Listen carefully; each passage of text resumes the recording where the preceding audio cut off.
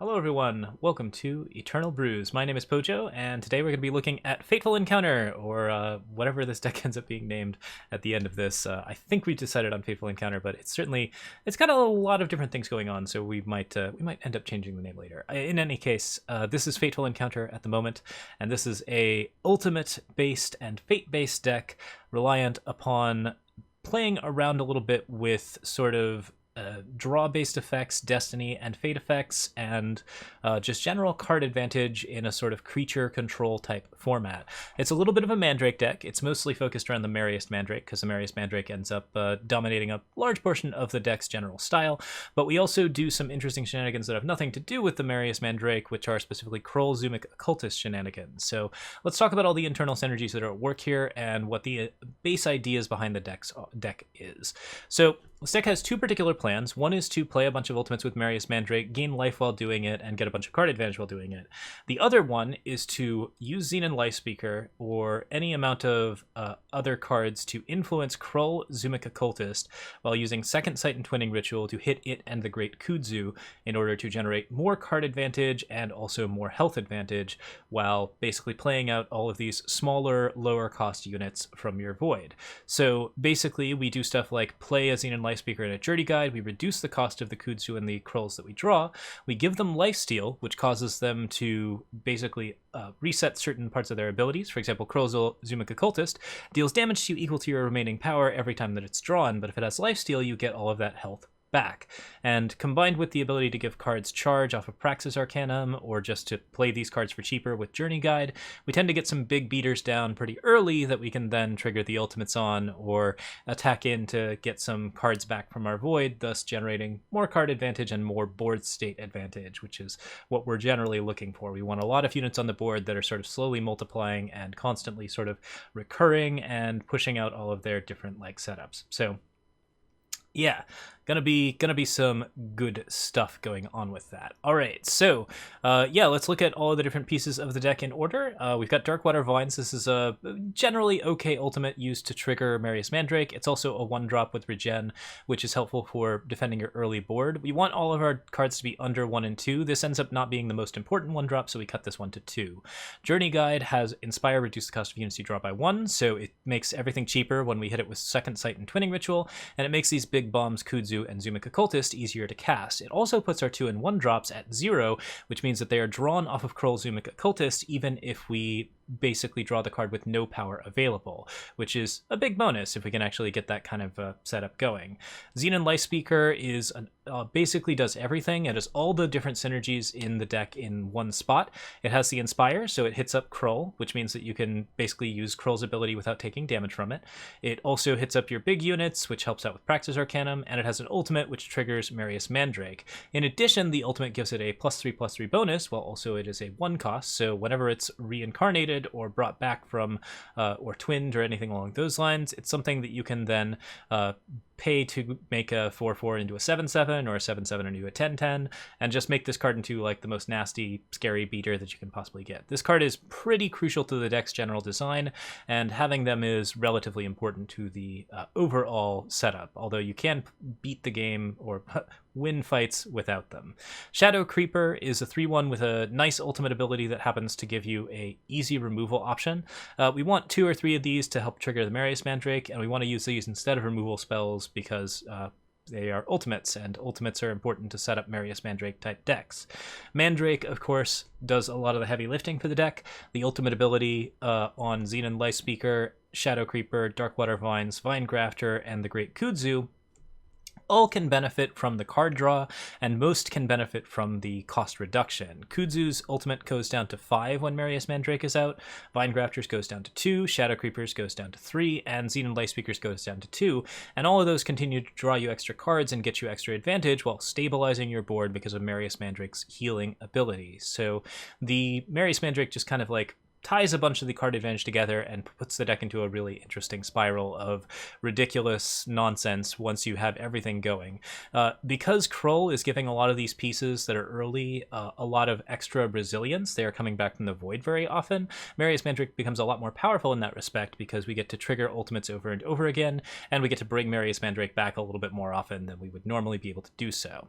Vine Grafter is a market card. Our current market is set up to add a couple of different ways to deal with relics and units and big cards, and also to have a cheap ultimate. There's a lot of different ways you can build the market. This was not a particularly important part of the deck as far as our current design goes, so fiddle with it as you like, but this is our current setup. Rindra's Choice for multi-faction, Hasty Builder for a cheap ultimate, Reappropriator for relics because we can get a bonus to it and steal any relic under 4, Express Route because it basically just removes cards for good, and Toll of Warfare because it messes with the big decks that are trying to do machinations and diabolic stuff. Basically, we really want to be able to shut those down if we can. On top of that, we are, of course, playing a decent amount of Kudzu, which paying 10 for the top 3 units of your deck, giving Destiny, is really, really nice. When this triggers with Mandrake, unfortunately, the Destiny triggers after you draw the cards, but you still have a pretty good chance of triggering a bunch of Destiny draws over and over again, which is really, really fun. Krull gives everything the ability to come back from the void, and synergizes somewhat well with Praxis Arcanum, which will give it Accelerate. We often use Praxis Arcanum to give Viper's Bite to Darkwater Vines, or other like sort of life gain stuff. Because this deck has a lot of very high health defenders, Praxis Arcanum can also stick around for a pretty decent time and summon till you're unbound, which is a whole other way to win the game. Okay, on top of that, our general spells. We have 1 Seek Power at the moment. We were not planning on playing with 4 exploits because we wanted to keep it like fairly simple, but we've been playing around with the plunder numbers in this and trying to make sure that we have a decent amount of plunder and a decent amount of seeking. Devour gives us extra card draw and allows us to put stuff into the void if we don't have anything in the void yet, something that we were previously trying to resolve with Darkwater Vines, but is just generally a really strong way to get card advantage while also forcing options for Krull.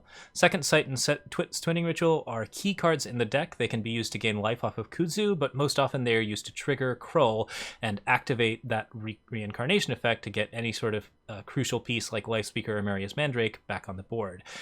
Also works with Journey Guide, which is super nice.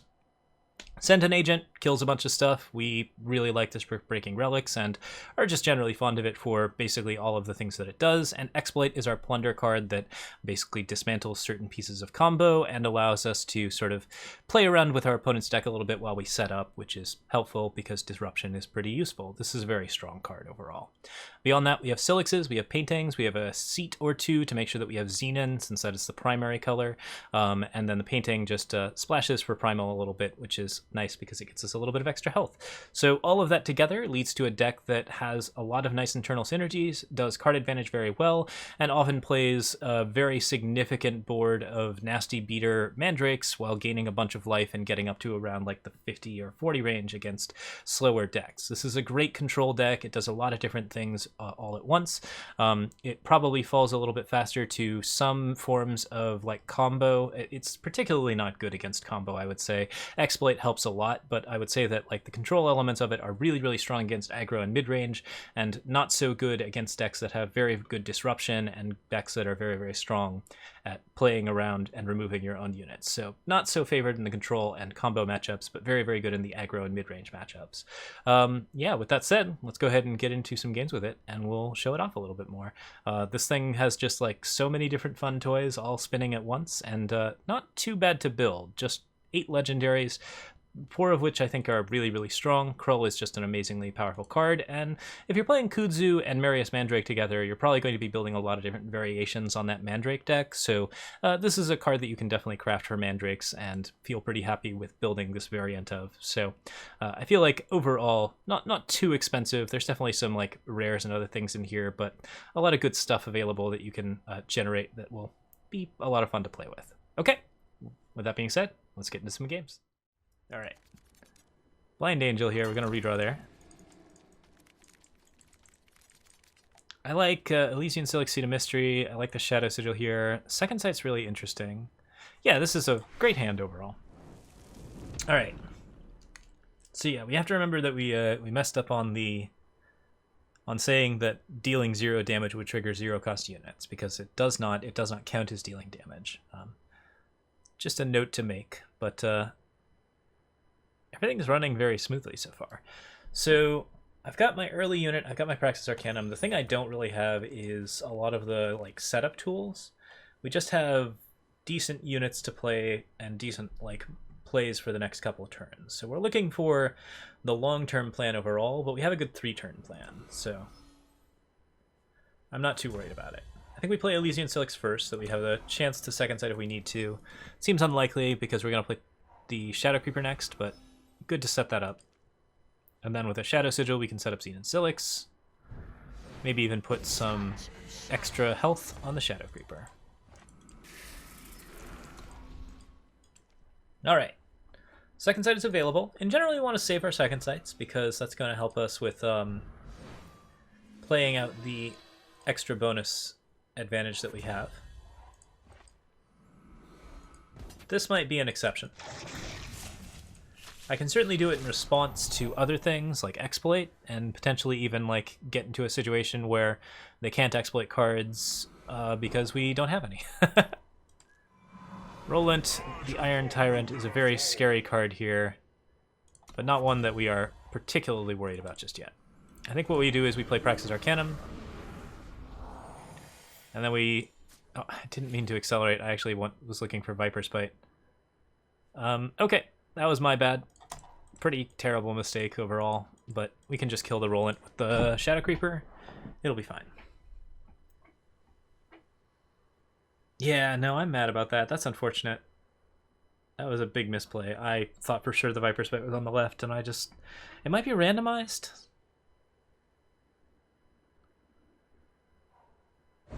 Okay, Treasure Trove.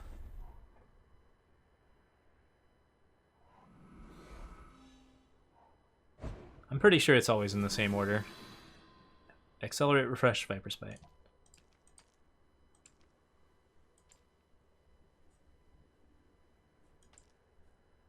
Okay. So, Throne Beseeching is happening. No attacks yet. They plundered, but they haven't discarded anything. I could just let that happen. I think I'm happier hitting the regen there.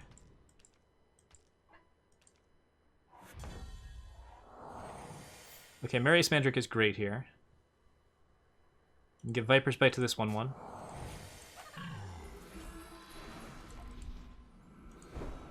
And this only costs 3, so we can discard whatever we want.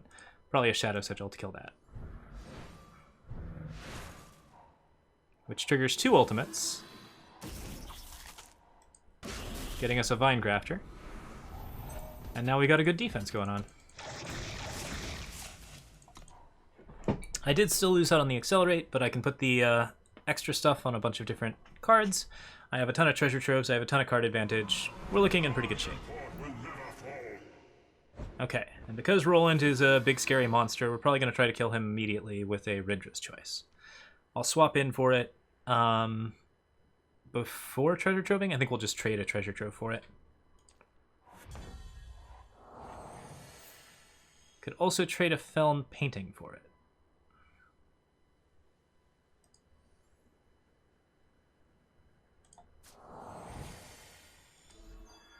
But I think the Feln painting actually seems like a good plan, so... Trade the Trove. We grab the Rindra's Choice. Send Roland to the Void. And I can Cylix and play a Trove, but I'm happier getting the blue so I can get a second Trove later. Card advantage is the name of the game, after all.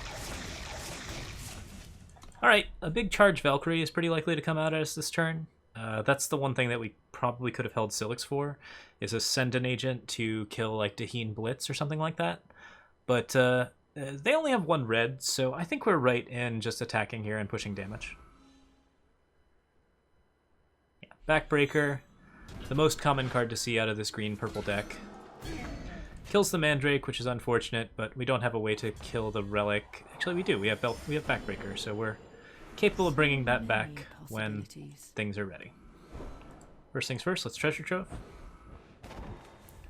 And then let's trove again. Journey Guide, certainly a helpful card. I don't want to play Shadowcreeper here, I just want to attack. kill the Backbreaker, and we can hold Second Sight. Second Sight is an okay investment here, because if I pull the unit that I'm looking for, the big shadow guy, then big shadow guy will bring back the Mandrake for next turn. So that might be worth doing as a Second Sight play, but looks like our opponent is already just like completely out. So yeah, good stuff. This opener looks pretty strong. We've got a Darkwater Vines on 1, Exploit on 2 hits the Kudzu, which we just gained some life off of, and then we get to exploit to, well, the exploit hits the Kudzu, which then gets us the time to play Merriest Mandrake, which hopefully we'll have some ultimates to play with when that happens. If I had a time, I could play Mandrake on 2 and then I could exploit on 3, but as it stands, gotta do it the other way around. We see a World Pyre. That seems like a pretty important card to hit, although admittedly they don't have anything else that they have going at the moment. End of the Monastery is double green. I don't really care about that just yet. Backbreaker's pretty scary, but I don't know. That's a tricky one. I think World Pyre's got to be right, but it's kind of close. Alright, we trigger our ultimate, unfortunately. I could have attacked there with the 2-1. That was a pretty easy point of damage, but such is life. We'll start swinging. We know the Backbreaker's coming at 6, so we have to try and beat that out. They discard some cards. They did find the Second Justice, so they can't actually play other cards of their own. Poor Krull's taking a dirt nap. That's okay. He's not a card that we super need to have in our hand, but we would have liked to have him in our hand, to be sure. Gain some life, draw some cards. Play back nothing. Oh wait, no, we had another Xenan Lifespeaker. Great. Combos. Alright, that went extremely well. That was kind of a dirty hand for us. Like, we just went from having no cards in hand to having 5 cards on board, so. Grafter can trade Krull. Honestly, they might want to hit the Grafter instead of the Krull. Yep. Makes sense here. Exploit gets us Plunder. I think I'm into that. I also think I'm into this person not having stuff anymore. Do we want to hit Backbreaker or Wasteland Broker? That's an interesting question. I feel like Backbreakers are only removal for the Mandrake. Let's transform this into a power and play the power.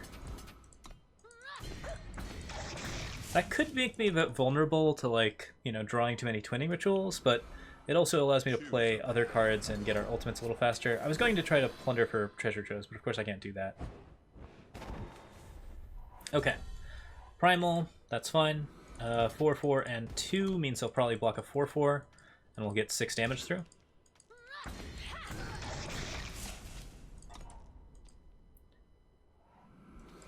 And Duocat has played most of their stuff. They did get a Backbreaker, which is impressive. But we can now wreck the other one. Hey, another Krull, and with 6 to spare. So we don't have a discount at the moment, it looks like. Nope, Xenan Lifespeakers and Grafters.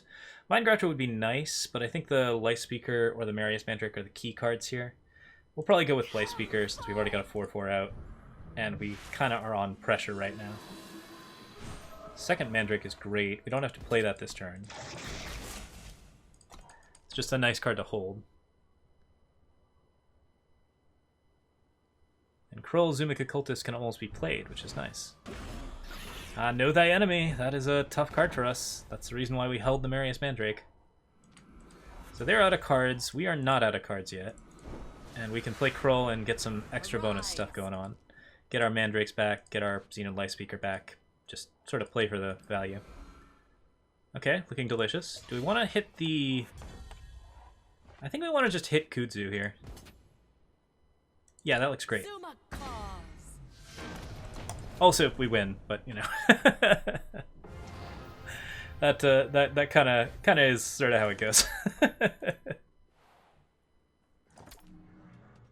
All right, here's our B-side and another variant on the deck that we have been working for.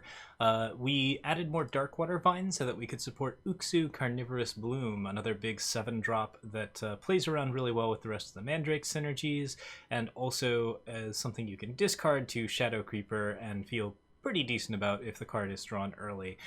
Yeah, overall this is just like a nice little plunder card that helps us like fix for blue in plunder and also get tossed for any of our discard based effects. It is also an amazing card to draw late because if we are discarding a bunch of cards and losing a bunch of mandrakes, then we now have a top end that's going to just wipe them out as soon as it's drawn, when a bunch of our stuff is dying to all of the Archimport control type stuff that's out there. So yeah, this was an interesting option. Some other things that we played around with were using Rindra's Choice over Send an Agent as a counterspell for certain multi-faction decks. That's really a meta choice.